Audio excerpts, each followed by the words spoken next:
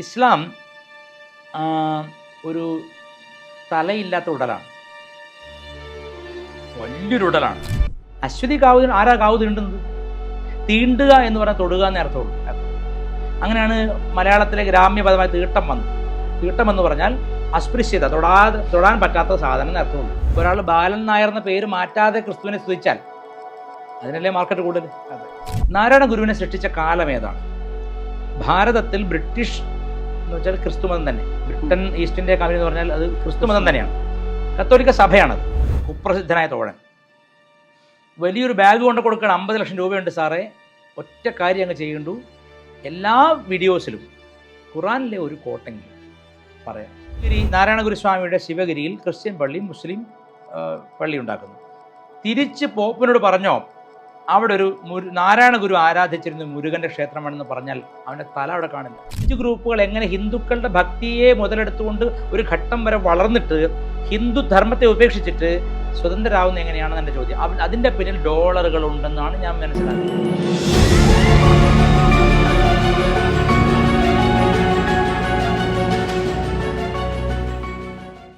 വളരെ രസകരമായൊരു കാര്യം, ഈ കൊടുങ്ങല്ലൂർ അമ്പലത്തിലെ തെറിപ്പാട്ട്, അതെ, ഭരണിപ്പാട്ട്. ഭരണിപ്പാട്ട്, ഈ ഭരണിപ്പാട്ട് ബ്രാഹ്മണരാണ് ഈ ബൗദ്ധരെ ഒട്ടിക്കാൻ വേണ്ടിയിട്ട് ഉണ്ടാക്കിയൊരു സാധനമാണെന്ന് പറഞ്ഞു. എന്നാൽ ഈ ഭരണിപ്പാട്ടെന്ന് പറയണ, തെറിപ്പാട്ടെന്ന് പറയണ ഇത് പാടുന്നത് പുലയ, പറയ, കുറവ, ഈഴവ കമ്മ്യൂണിറ്റി. അതാണ് അത്. ഇവരുടെ എല്ലാം പാരഡോക്സ് ആണ്. ഇവർ സ്വയം ഖണ്ഡിച്ചുകൊണ്ടാണ് ഓരോന്നും പറയുന്നത്. ഓരോ വാക്കിലും നുണകളാണ്. ഇത് തിരിച്ചറിയാനും തിരുത്താനും ഹിന്ദുക്കൾ തയ്യാറായാൽ നമ്മൾ സ്വതന്ത്രരായി. ഈ ഒരു വീഡിയോ ഞാൻ ഇട്ടപ്പോഴത്തേക്ക് അങ്ങനെ ഓടിച്ചിട്ടുണ്ടെന്നുണ്ടെങ്കിൽ ബൗദ്ധരെ കൊടുങ്ങല്ലൂരിൽ അശ്വതി കാവുതുണ്ടൽ ആരാണ് പോകുന്നത്? ഏത് കമ്മ്യൂണിറ്റികളാണ് പോകുന്നത്? തീർച്ചയായിട്ടും ബ്രാഹ്മണരാണ് ഓടിപ്പോകുന്നത്.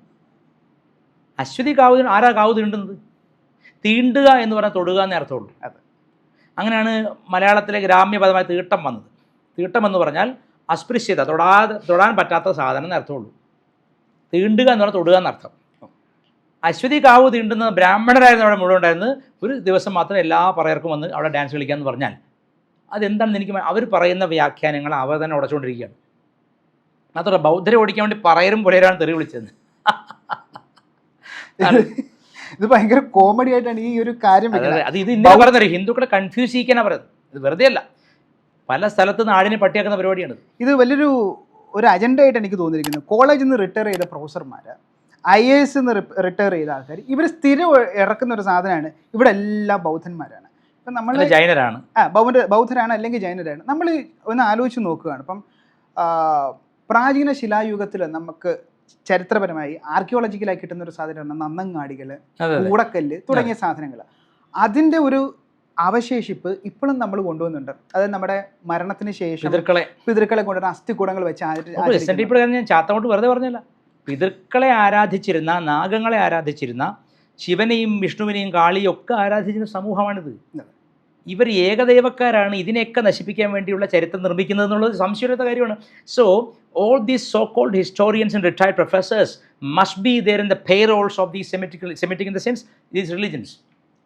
ഈ മതങ്ങളുടെ പേരോളിലായിരിക്കും ഇവരുണ്ടായിരിക്കുക. അൺഡൗട്ടഡ്ലി പറയാൻ പറ്റും. ഇതിനകത്ത് ഈ നാരായണ ഗുരു, ഞാൻ കുറച്ച് കാലം നോർത്ത് ഇന്ത്യ ഉണ്ടായിരുന്ന സമയത്ത് പെന്തക്കോസ്റ്റ് ടീം അവിടെ ഉണ്ട്. ഈ നാരായണ ഗുരുവിൻ്റെ കോട്ട് എടുത്ത് വെച്ചിട്ടാണ് അവരവിടെ മതപരിവർത്തനം നടത്തുന്നത്. പരമേശ്വര പവിത്രപുത്രൻ, യേശുവിൻ്റെ ശിവൻ്റെ മകനാണ്, പരമേശ്വരൻ്റെ മകനാണ് ശിവൻ എന്നുള്ള രീതിയിലേക്ക് അവതരിപ്പിക്കുക. അതിൻ്റെ കൂടെ തന്നെ യേശു, പരമേശ്വരൻ്റെ മകനാണ് യേശു എന്നുള്ള രീതിയിലത്തേക്കാണ് അവരവിടെ പ്രചരിപ്പിക്കുന്നത്. വിത്ത് നാരായണ ഗുരുവിൻ്റെ റെഫറൻസ്, ഫോട്ടോ, പിന്നെ നമ്മുടെ ഇന്ത്യൻ കോയിനകത്തും ഒക്കെ ഇദ്ദേഹത്തിൻ്റെ പടം വെച്ചിട്ടുണ്ടല്ലോ. അത് ഹിന്ദു സന്യാസി പറഞ്ഞിട്ടുണ്ടെന്നുള്ള രീതിയിൽ നമ്മൾ അതിൻ്റെ കാരണം, ഞാനത് നാരായണ ഗുരുസ്വാമിയെ മാത്രം കുറ്റം പറയില്ല. നാരായണ ഗുരുസ്വാമി, ഞാൻ പറഞ്ഞു, എല്ലാം കാലം സൃഷ്ടിക്കുന്ന, എന്നെയും അങ്ങയെയും സൃഷ്ടിക്കുന്ന ഈ കാലമാണ്. ഇപ്പോഴത്തെ കാലമാണ് എന്നെ അങ്ങനെ സൃഷ്ടിക്കുന്നത്. ഞാൻ വൈദിക രീതിയ പാഠശാലയിൽ പഠിച്ച ഒരാൾ, ഞാനിപ്പോൾ ഓൺലൈനാണ് ക്ലാസ് എടുക്കുന്നത്. കാലം സൃഷ്ടിച്ചാണ് എന്നെ അങ്ങനെ. അല്ലാതെ എനിക്ക് വേറെ വഴിയില്ലാത്തതുകൊണ്ടാണ്. അമേരിക്കയിലുള്ള ഒരാളെ അല്ലെങ്കിൽ ജപ്പാനിലുള്ള ഒരാളെ ഞാൻ അങ്ങനെ പഠിപ്പിക്കും. അപ്പോൾ നാരായണ ഗുരുവിനെ സൃഷ്ടിച്ച കാലം ഏതാണ്? ഭാരതത്തിൽ ബ്രിട്ടീഷ് എന്ന് വെച്ചാൽ ക്രിസ്തുമതം തന്നെ. ബ്രിട്ടൻ ഈസ്റ്റ് ഇന്ത്യ കമ്പനി എന്ന് പറഞ്ഞാൽ അത് ക്രിസ്തുമതം തന്നെയാണ്. കത്തോലിക്ക സഭയാണത്. കത്തോലിക്ക സഭയുടെ നാരറ്റീവ്സും ഫിസിക്കൽ അഗ്രഷനും സപ്രഷനും ഒപ്രഷനും ഒക്കെ നടന്ന കാലമാണത്. ആ കാലഘട്ടത്തിൽ നാരായണ ഗുരുവിനെ പോലുള്ള ആളുകൾ, വിവേകാനന്ദൻ, നാരായണ ഗുരു, രമണ മഹർഷി, ഇവരൊക്കെ ഈ ബൈബിൾ കോട്ട് ചെയ്യാനുള്ള കാരണം, അല്ലെങ്കിൽ ബിബ്ലിക്കലായിട്ടുള്ള ഗോഡ് എന്തോ വലിയ ആളാണെന്ന് പറയാനുള്ള കാരണം, അത് സത്യം പറഞ്ഞാൽ അവരുടെ സംഘടനകളുടെ സർവൈവലിൻ്റെ സിസ്റ്റം മാത്രമാണത്. They cannot fight against them. ഇത് ഞാൻ കേട്ടോളൂ. എൻ്റെ അറിവിലുള്ള കേരളത്തിലെ മഹാനായ ഒരു പ്രൊഫസർ, അദ്ദേഹം നല്ലൊരു ഒന്നാന്തരം പണ്ഡിതനായിരുന്നു, മഹാഭാരതത്തിൻ്റെ പണ്ഡിതനായിരുന്നു. അദ്ദേഹം ഈ പറഞ്ഞ പോലെ ഈ ഈഴവ സമൂഹത്തിൽപ്പെട്ട ആളാണെന്നാണ് ഞാൻ മനസ്സിലാക്കുന്നത്. അദ്ദേഹം കാടുകിട വ്യതിചലിക്കാതെ മഹാഭാരതം പഠിച്ചിട്ടുള്ള ആളാണ്. അദ്ദേഹത്തിൻ്റെ അടുത്ത് കേരളത്തിലെ വലിയൊരു രാഷ്ട്രീയ നേതാവിൻ്റെ ഉറ്റ തോഴൻ, കുപ്രസിദ്ധനായ തോഴൻ, വലിയൊരു ബാഗ് കൊണ്ട് കൊടുക്കണം, 50 ലക്ഷം രൂപയുണ്ട് സാറേ, ഒറ്റ കാര്യം അങ്ങ് ചെയ്യണ്ടു, എല്ലാ വീഡിയോസിലും ഖുറാനിലെ ഒരു കോട്ടെങ്കിലും പറയണം. അയാൾ പച്ചയ്ക്ക് പറഞ്ഞ നല്ല തന്തയ്ക്ക് പറഞ്ഞവനായതുകൊണ്ടും പണ്ഡിതനായതുകൊണ്ടും എടുത്തുകൊണ്ട് ഓടാന്ന് പറഞ്ഞു. ഇവിടെയുള്ള ഏത് മഠക്കാരാണ്, അല്ലെങ്കിൽ ഏത് സന്യാസിയാണ്, അല്ലെങ്കിൽ ഏത് രാഷ്ട്രീയ നേതാവാണ്, അല്ലെങ്കിൽ ഏത് മത നേതാവാണ് ഒറ്റയടിക്ക് 1 കോടി രൂപ, 2 കോടി രൂപ, 3 കോടി, 5 കോടി ഓഫർ ചെയ്താൽ വാങ്ങാതെ ഇരിക്കുക? ഇപ്പോൾ ക്രിസ്തു മതത്തെയും ഇസ്ലാം മതത്തെയും തുറന്ന്, ഇസ്ലാം മതത്തെ കുറച്ചുകൂടി വിമർശിക്കും തോന്നുന്നു. കാരണം ഇസ്ലാം ഒരു തലയില്ലാത്ത ഉടലാണ്, വലിയൊരു ഉടലാണ്. ഈ ദിനോസർ എന്ന് പറയില്ലേ, ചെറിയ തലയും വലിയ ഉടലും. അതെന്താ കാരണം എന്ന് വെച്ചാൽ അവരുടെ ചിന്താശേഷി വളരെ പരിതാപകരമാണ്.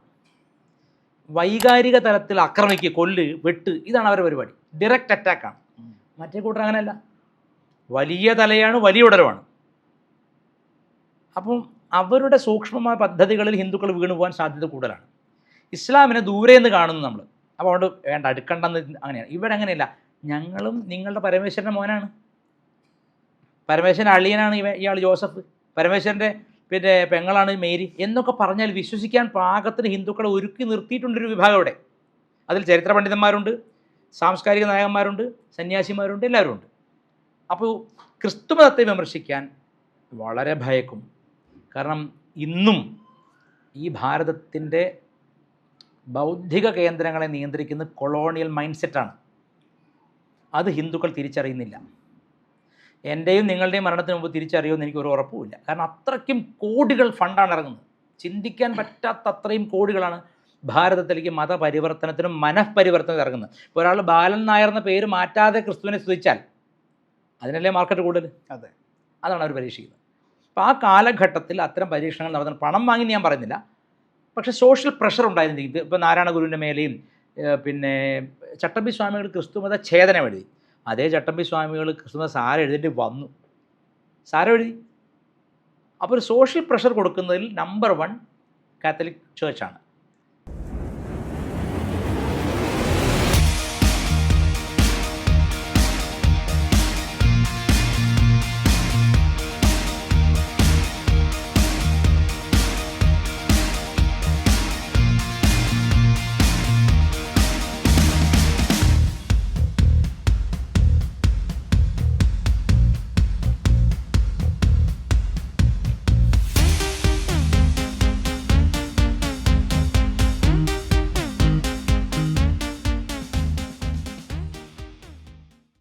അപ്പോൾ അവരെ വിമർശിച്ചുകൊണ്ടോ അല്ലെങ്കിൽ അവരെ തീരെ മൈൻഡ് ചെയ്യാതൊരു മഠം അവിടെ നിലനിൽക്കില്ല.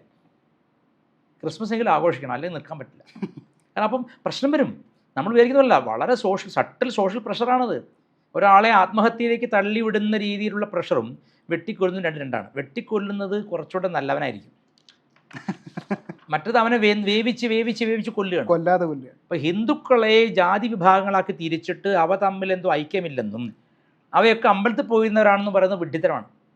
ഈഴവനും പുലയനും നായർക്കും നമ്പൂതിരിക്കും പറയനും എല്ലാം വീട്ടിൽ കുടി ആരാധന, അപ്പോൾ കുടിവെച്ച് ആരാധിക്കുക. ഇപ്പോൾ പിതൃക്കളെ തന്നെ കുടിവെച്ച് ആരാധിക്കുക, കുരിയാല എന്ന് പറയുന്നതിന്, കുരിയാല വെച്ച് പല വിഭാഗങ്ങൾ ആര്യന്മാരുടെ ഇടയിലുണ്ട്.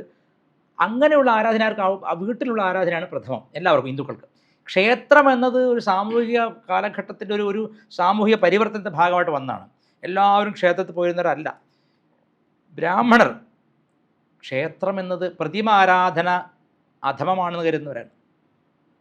അവർ വീട്ടിൽ ഇല്ലത്തെ തേവാരം, ഇല്ലത്തെ ഭഗവതി, അല്ല ഇല്ലത്തെ കൃഷ്ണൻ, അങ്ങനെയല്ലേ, അതൊക്കെ മാറി വന്നത് ഈ സാമൂഹിക പരിഷ്കരണത്തിൻ്റെ ഭാഗമായിട്ടാണ്.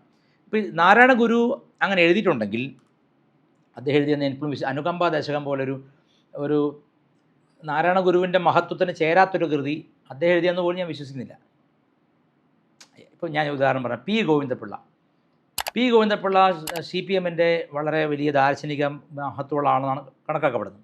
പി ഗോവിന്ദപിള്ള അവസാന കാലത്ത് ഒരു ഇൻ്റർവ്യൂവിൽ പറയുന്നത് കേട്ടത് പൂന്താനത്തിൻ്റെ ഭക്തികാവ്യങ്ങളെയാണ് അദ്ദേഹം ഇപ്പോൾ എഴുതിക്കൊണ്ടിരിക്കുന്നത്, പൂന്താനത്തിൻ്റെ ഭക്തികാവ്യങ്ങൾ ആകൃഷ്ടനാണെന്ന് അദ്ദേഹം പറഞ്ഞ ഇൻ്റർവ്യൂ കിടപ്പുണ്ട്, വീഡിയോ. പി ഗോവിന്ദപിള്ള മരിച്ച് ഒരാഴ്ച കഴിഞ്ഞപ്പോൾ മാതൃഭൂമിയിൽ വന്ന ലേഖനം എന്തെന്നറിയോ? പി ഗോവിന്ദപിള്ള അവസാന കാലത്ത് ഖുറാൻ വായിച്ച് രസിച്ചു എന്നാണ് എഴുതിയിരിക്കുന്നത് മാതൃഭൂമിയിൽ. അപ്പോൾ മാതൃഭൂമി എന്ന് പറഞ്ഞാൽ പണ്ട് കോഴിക്കോട് നായന്മാരെ പത്രമൊന്നും നായന്മാരുടെ മാഗസിൻ അറിയപ്പെടുന്നത്. ആ മാതൃഭൂമി നായന്മാരെ മുമ്പിൽ അല്ലെങ്കിൽ വീരേന്ദ്രകുമാറിനോ അല്ലെങ്കിൽ ഹിന്ദു ജൈന നാമധാരികളെ മുമ്പിൽ വെച്ചുകൊണ്ട് ആരുടെ അജണ്ടയാണ് അവിടെ എഴുതിക്കൊണ്ടിരുന്നത് നമ്മൾ അറിയുന്നില്ല. നമ്മൾ നിഷ്കളങ്കരായ വായിക്കോ പി ഗോവിന്ദപിള്ള അവസാന കാലത്ത് ഇസ്ലാമിനെ സ്വീകരിച്ചെന്ന രീതിയിലാണ് ഇൻ്റർവ്യൂ വന്നത്. ആ ഇൻ്റർവ്യൂ പി ഗോവിന്ദപിള്ള കൊടുത്താണെന്നുള്ള തെളിവ് പോലുമില്ല. അങ്ങനെ ഒരുപാട് കാലം ഒരു കാലഘട്ടം അതിശക്തനും ധനികനും സാമൂഹികമായ അധികാരശേഷിയുള്ളവനും സമാജത്തെ വളരെ സട്ടിലായി പ്രഷറൈസ് ചെയ്ത ഭാഗമായി ഗുരുക്കന്മാർക്കും സന്യാസിമാർക്കും ചരിത്ര പണ്ഡിതന്മാർക്കും വഴിതെറ്റാം. ഇവരെ സ്തുതിക്കാതെ ജീവിക്കാൻ പറ്റില്ലെന്നൊരവസ്ഥയുണ്ട് ഇവിടെ. നിങ്ങൾ സാംസ്കാരിക നായകനാവണോ? ഇപ്പോൾ നമ്മുടെ രാഹുൽ ഈശ്വർ, അദ്ദേഹം ഞാൻ അദ്ദേഹത്തെ കുറ്റം പറയില്ല, രാഹുൽ ഈശ്വർ എൻ്റെ സുഹൃത്താണ്, ഇപ്പോൾ വിളിക്കാറൊന്നുമില്ല, മുമ്പൊക്കെ വിളിക്കാറുണ്ടായിരുന്നു. രാഹുൽ ഈശ്വർ ഒരു വാക്ക് പറഞ്ഞാൽ, ഇപ്പോൾ മുഹമ്മദ് നബി സല്ലല്ലാഹു അലൈഹി വസല്ലം എന്ന് പറഞ്ഞാലേ അയാൾക്ക് മുഹമ്മദ് നബി എന്ന് പറഞ്ഞാൽ പോരാ. അപ്പം അങ്ങനെ അദ്ദേഹത്തെ മാറ്റിയെടുക്കുന്ന ഒരു പ്രഷർ കൊടുക്കാൻ പറ്റുന്നൊരു സമൂഹം ഇവിടെ ഉണ്ട്. അയാൾ നന്നായി സംസാരിക്കാൻ ശേഷിയുള്ള നല്ല കഴിവുള്ള ആളാണ്. പക്ഷെ അയാൾ പറയുമ്പോൾ ഒരു പർട്ടിക്കുലർ കമ്മ്യൂണിറ്റി സുഖിപ്പിച്ചാലേ ഇവിടെ ജീവിക്കാൻ പറ്റും. യേശുവിനെ പറയുമ്പോൾ അങ്ങനെ അയാളുടെ വീട്ടിൽ വലിയൊരു ചുവരിൽ മുഴുവൻ യേശുവാണ് ചിത്രം. അയാൾ നമ്പൂതിരിയാണ്. അപ്പോൾ നമ്പൂതിരി അവൻ്റെ ഭയങ്ങളെ ഒഴിവാക്കുന്നത് ഈ സുഖിപ്പിക്കലിലൂടെയാണ്. കാരണം അവനറിയാം തൻ്റേതൊരു സപ്പോർട്ടീവായ കമ്മ്യൂണിറ്റി അല്ല, നിലനിൽക്കണമെങ്കിൽ ഞാൻ ഇവരെയൊക്കെ ഒന്ന് തലോടി പോകണം എന്നറിയാം. അപ്പോൾ നല്ല നിലനിൽപ്പ് കിട്ടും വെച്ചാൽ അമേരിക്കയിൽ പോവാം, യൂറോപ്പ് സന്ദർശിക്കാം, അതിന് പണം വരുന്നു എന്ന് ഞാൻ പറഞ്ഞില്ല, ആരോപിക്കില്ല. അല്ലാതെ വെറുതെ ഒരാൾ സംസാരിക്കുമ്പോൾ ഉടനെ മുഹമ്മദ് അല്ലല്ലാഹി അല എന്ന് പറയേണ്ട കാര്യമില്ലല്ലോ. അപ്പോൾ ഒരു ഹിന്ദുവിൻ്റെ ഐഡൻറ്റിറ്റി മാത്രമായി ജീവിച്ചിട്ടൊരു സാംസ്കാരിക നായകനാവാൻ പറ്റില്ല എന്ന് തുടങ്ങിയത് വിവേകാനന്ദൻ്റെ കാലഘട്ടം മുതലാണ് എന്നതാണ് എൻ്റെ നിരീക്ഷണം. ആ നിരീക്ഷണം ശരിയാണെന്നാണ് എനിക്ക് മനസ്സിലാകുന്നത്. കാരണം ഈ പറഞ്ഞിരിക്കുന്ന അള്ളാഹുവിനെയും യേശുവിനെയും യഹോവയൊക്കെ സ്തുതിക്കാതെ ഒരു സന്യാസിക്ക് പോലും ഈ പറഞ്ഞ ഹിന്ദു ആ കൾച്ചറിനകത്ത് നിൽക്കാൻ പറ്റുന്നില്ല. കാരണം ഈയിടയ്ക്ക് ശിവഗിരി മഠത്തിലെ മുഖ്യ മഠാധിപതി അദ്ദേഹം പറഞ്ഞിരിക്കുകയാണ്, ഗുരുവായൂർ ക്ഷേത്രത്തിൽ ഒരു ഇസ്ലാമിക സ്ത്രീ കാല് കഴിയുന്നത് എന്താ പ്രശ്നം, ശിവഗിരിയിൽ ഉടനെ തന്നെ ഒരു ക്രിസ്ത്യൻ പള്ളിയും മോസ്കും ഞങ്ങൾ ഉണ്ടാക്കാൻ പോകുന്നു. ഞാൻ ആർട്ടിക്കിൾ എഴുതിയിരുന്നു. അതായത് ശിവഗിരി നാരായണഗുരുസ്വാമിയുടെ ശിവഗിരിയിൽ ക്രിസ്ത്യൻ പള്ളി മുസ്ലിം പള്ളി ഉണ്ടാക്കുന്നു. തിരിച്ച് പോപ്പിനോട് പറഞ്ഞോ അവിടെ ഒരു നാരായണ ഗുരു ആരാധിച്ചിരുന്ന മുരുകൻ്റെ ക്ഷേത്രമാണെന്ന് പറഞ്ഞാൽ അവൻ്റെ തല അവിടെ കാണില്ല. ഈ വിധേയത്വത്തിന് കോടികളുടെ വിലയുണ്ട്. ഇവർ കാണിക്കുന്ന ഈ വിധേയത്വത്തിന് കോടികളുടെ വിലയാണ്. അതാണ് ഞാൻ പറഞ്ഞത്. അത് മാത്രമല്ല സാർ, ഇവിടെ ഇദ്ദേഹം പോപ്പിൻ്റെ കൈമുത്താൻ വേണ്ടിയിട്ട് വത്തിക്കാനിൽ പോയിട്ട്, അതാ ഞാൻ പറഞ്ഞു, പോയിട്ട് തിരിച്ചു വന്നിട്ട് ഇവിടെ എല്ലാ ക്ഷേത്രങ്ങളുമായി അസോസിയേറ്റ് ചെയ്തിട്ട് ഒരു മോസ്കും ഒരു ചർച്ചുകൂടെ പണിയണം. അതുകൊണ്ട് ഞാൻ പറയുകയാണ്, ഇങ്ങനെ ഹിന്ദു സന്യാസിയാണെങ്കിൽ, അതായത് ശിവഗിരി മഠവും ഈഴവരും ഒക്കെ ഹിന്ദുക്കളാണെന്നുണ്ടെങ്കിൽ ദൈവത്തെ ഓർത്ത് അവരാരും ഹിന്ദു എന്ന് പറയില്ല. ഞാൻ ഈ വിഭാഗത്തിൽ പെടുന്നില്ല. കാരണം രാമകൃഷ്ണ മഠം ഒരു കേസ് മൂവ് ചെയ്തു ഡൽഹി ഹൈക്കോടതിയിൽ. അതായത് ഞങ്ങൾ ഹിന്ദുക്കളല്ല, സ്വതന്ത്ര സമുദായം, ഞങ്ങൾ രാമകൃഷ്ണദേവനെ ആരാധിക്കുന്ന എല്ലാ മതങ്ങളും തുല്യമാണെന്ന് കരുതുന്ന ഒരു ഒരു വാക്ക് പറഞ്ഞു സ്വതന്ത്ര സമുദായം, ആ സമുദായമാണെന്ന് അവർ കേസ് കൊടുത്തു.